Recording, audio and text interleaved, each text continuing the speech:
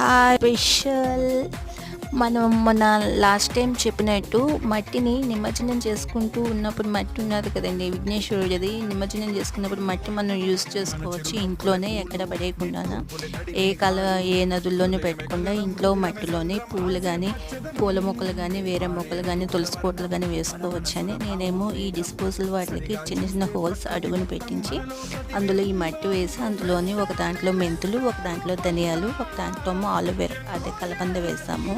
మెంతులు అయితే చక్కగా ఇదిగో మొక్కలు వచ్చాయి చూసారా. సో వేర్లు కూడా కనిపిస్తూ ఉన్నాయి, కానీ ధనియాలు వచ్చేసరికి అవి రాలేదు. ఈసారి మంచి ధనియాలు చూసుకుని వేసుకోవాలి. కలబంద కూడా బాగానే వస్తుంది కనుక ఇలాంటి మట్టి విగ్రహాలు మనతో పాటు ఉంచుకుంటూ మన నేచర్ని ప్రొటెక్ట్ చేసుకుంటూ మనం కూడా పూల మొక్కలు కానీ ఇంకా వెజిటేరియన్ మొక్కలు ఉంటాయి కదా, అలాంటివి ఏమైనా పెంచుకుంటే మనకి యూస్ఫుల్ అవుతుంది, నేచర్ని మనం ప్రొటెక్ట్ చేసినట్టు ఉంటాం. Okay, bye.